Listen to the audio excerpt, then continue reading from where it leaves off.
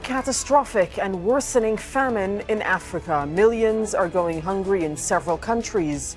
Is the world doing enough to help? This is Inside Story.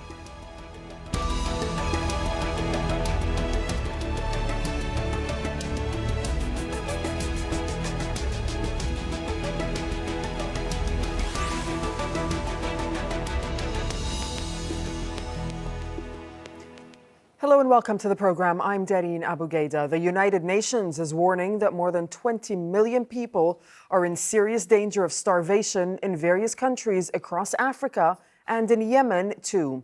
Kenya, Nigeria, Somalia, Uganda and South Sudan are all at risk. Well, famine has already been declared by the UN in 2 states in South Sudan. More than 1.5 million people have fled to neighboring countries in search of food and to escape the war.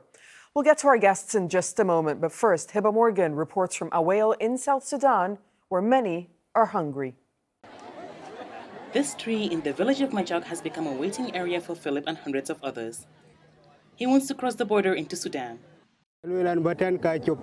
I left my village with just the clothes I have on. There's no food. I've walked for many days and I'm hungry, so I'm going to Sudan.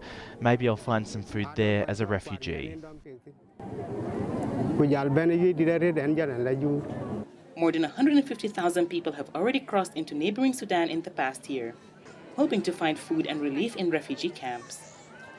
The UN announced in February that famine is affecting 100,000 South Sudanese in some areas, while 1 million others are at risk. Hunger in Awale is affecting children's health. Ajak's son is one of many who are sick with diseases because their immune systems are weak. There's no food at home. We have no food to eat. It's been constant, so now my son is sick. More than 3 years of war in South Sudan has displaced a quarter of the population. That's more than 3 million people. The economy is crippled, including in areas where there is no fighting.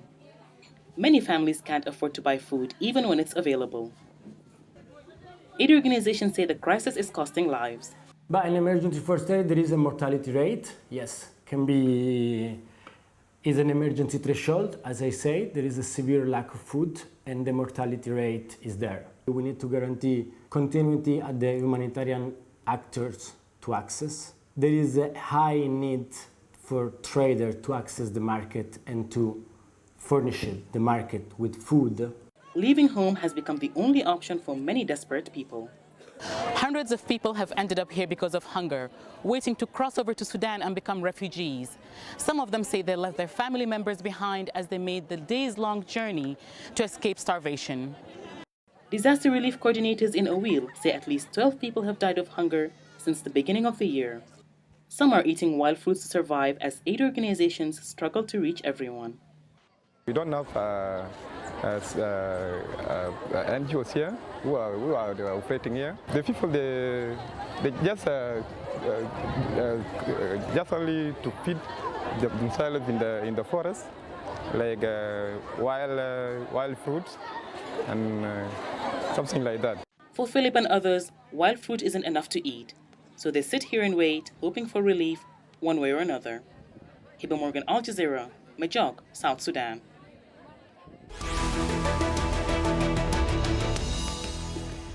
So 20 million people face starvation in Africa. The UN has already declared famine in 2 regions of South Sudan. Nearly 1.8 million people have had to flee to neighboring countries, some of which are living in what the UN classifies as emergency. That's one step away from famine.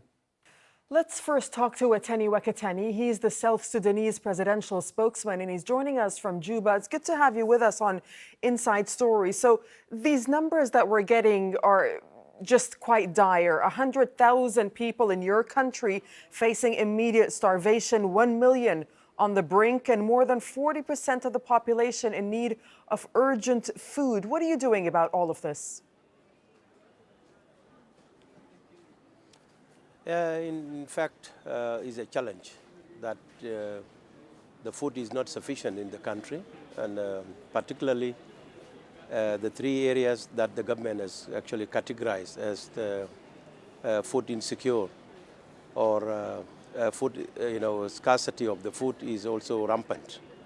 And the 3 categories or the three categories that the government has actually identified is that one is southern part of South Sudan, which comprises of the former Eastern Equatoria states, now particularly in two states, the Ematong state and Kafoita state.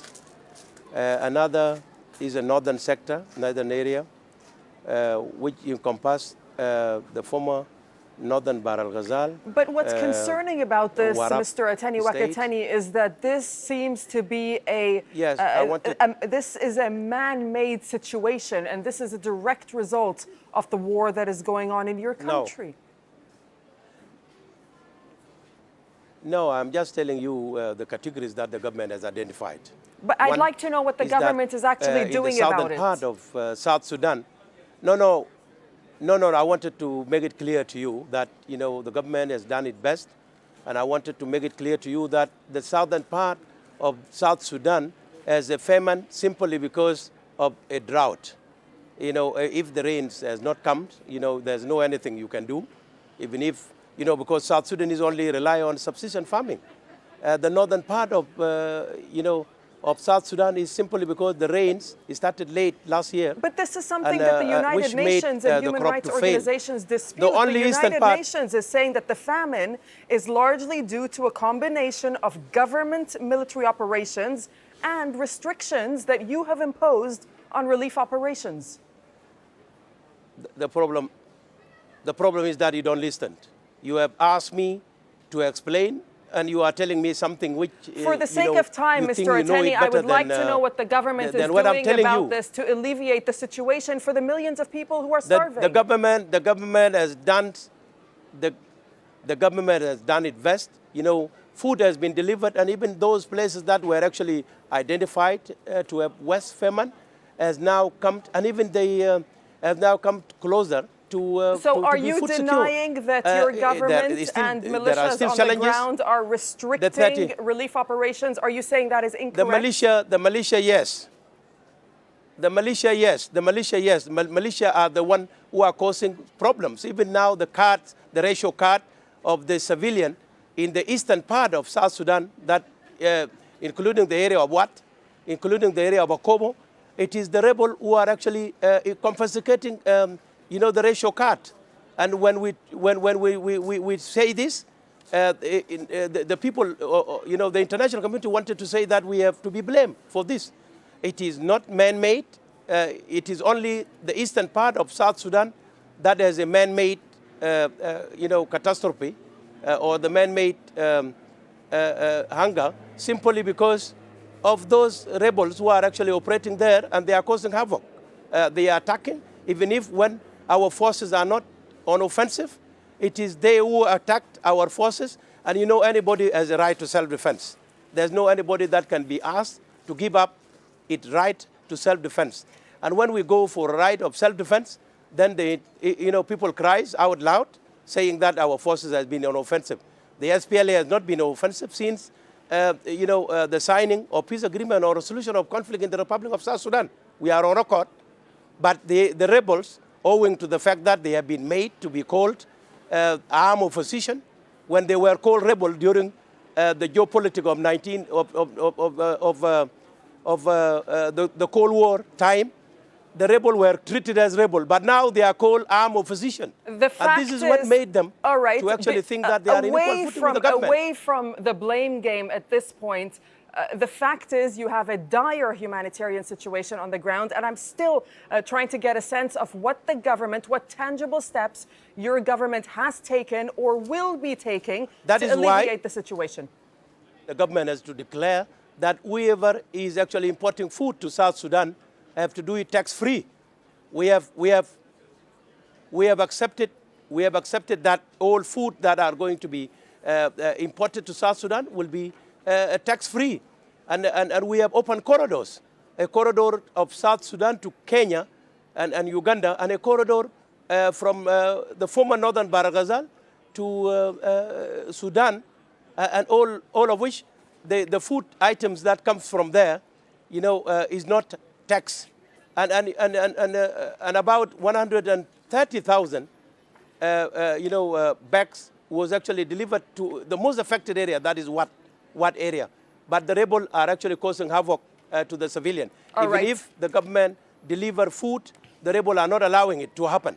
Okay, Ateny, we thank you. We brought you on the program so we can get the government perspective and to see what the government is doing. But we'll leave it on that note. Thank you very much for speaking to us from Juba. We appreciate it. Thank you. Let's now bring in our other guests. Joining us from Cambridge is Biar Ajak. He's the founder and director of the Center for Strategic Analysis and Research. He's also a former World Bank economist. And joining us from Juba is Bester Mulauzi. He's the director of programs for the Save the Children South Sudan country office. Thank you for joining us on Inside Story. So, Bester, when we look at the numbers and the statistics coming out of South Sudan specifically, and the people there who are going hungry, I mean, it's just quite staggering. How unprecedented is the situation, and who's most at risk?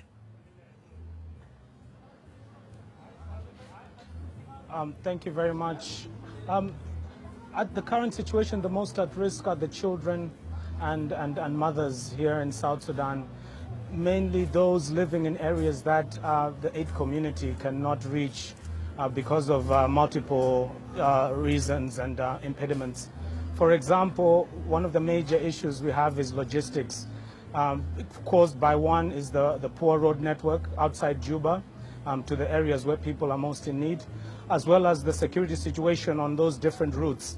So as opposed to using road transport to deliver aid as you would normally do, we need to use air transportation, that is flying in aid to different locations, which is very expensive. I must say that we are thanking the donor community and the UN for coordinating the humanitarian response, especially coordinating the logistics and enabling us to deliver this aid by different modes of transportation at ease. So what would you say the biggest challenge is? What are the most insurmountable challenges? Is it the logistical issues of trying to get aid to those people in need? Yes, it's the access and the security. The security situation is ever changing.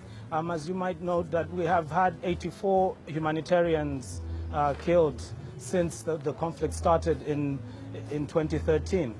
And us as Save the Children, we really put the security, the safety and security of our staff at utmost priority.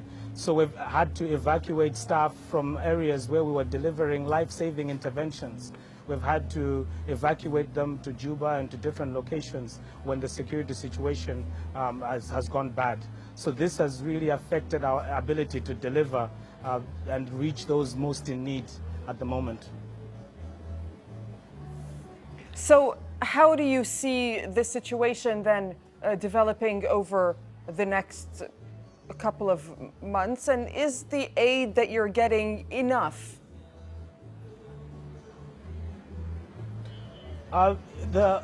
Based on the humanitarian needs for South Sudan, what we've managed to raise as the donor community is very little. And so it's really also a call to the international community to also prioritize South Sudan among the different responses going on at the moment. Why do you think that South Sudan is not a priority when there has been alarming calls from the United Nations, specifically when it comes to South Sudan? It should be the duration. This is a chronic humanitarian situation. It's gone on for a number of years. And what we tend to see mainly is donor fatigue. The donors have been there in the past. They're still there now, but it could be donor fatigue from the different donor countries. That's resulting to the reduction in aid to South Sudan. So what do you think it's going to take then for people to respond?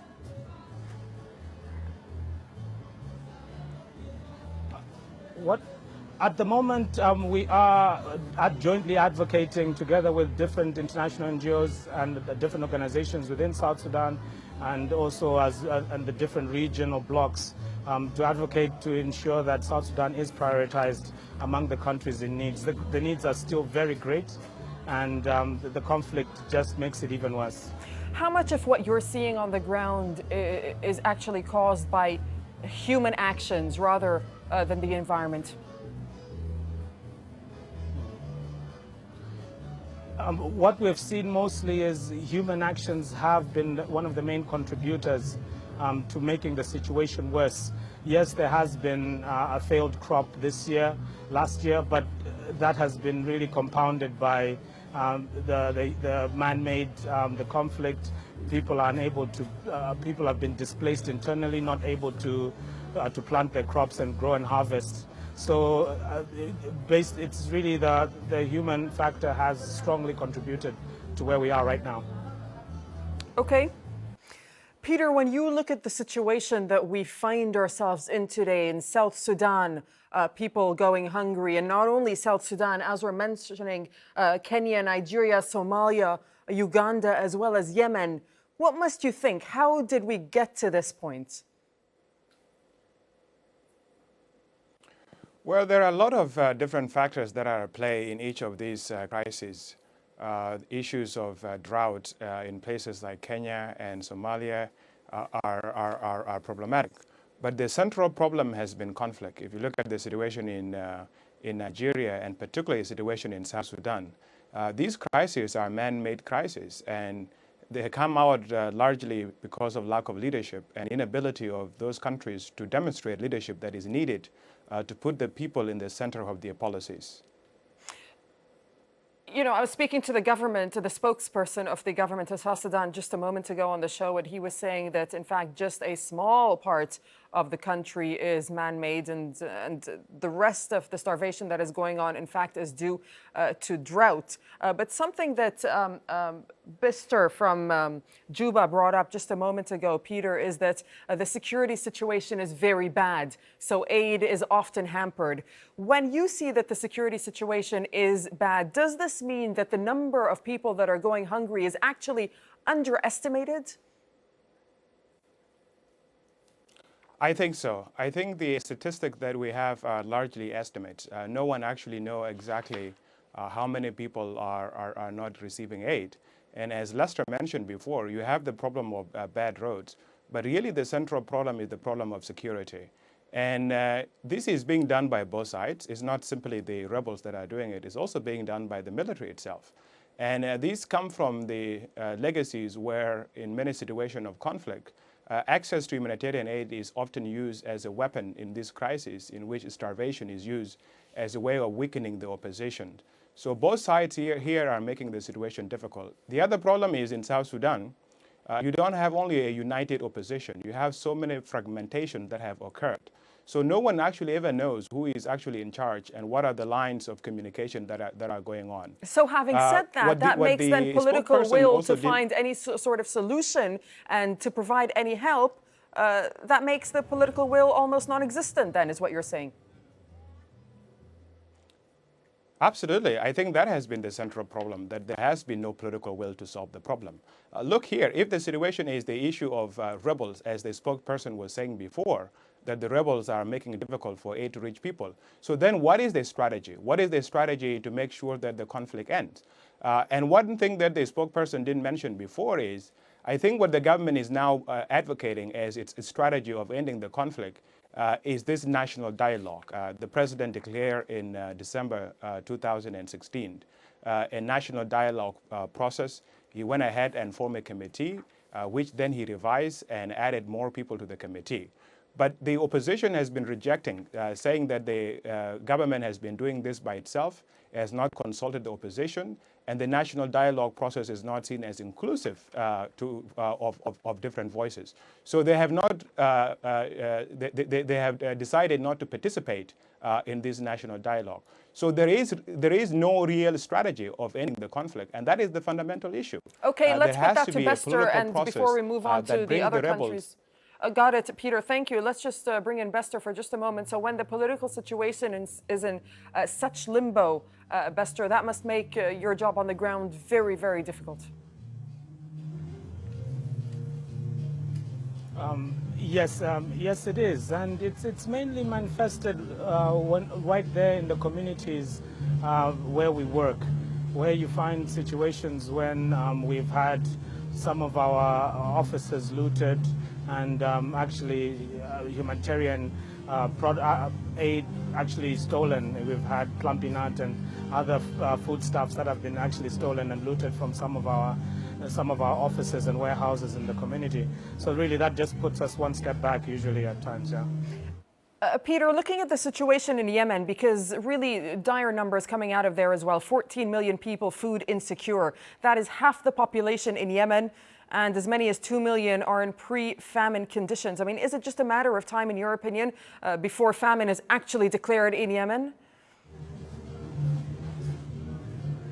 I think so. I think definitely is a matter of time. The numbers are absolutely appalling. If you look at the percentage of malnourished children in Yemen, I think it's the highest in the world. It's even worse than the situation in South Sudan.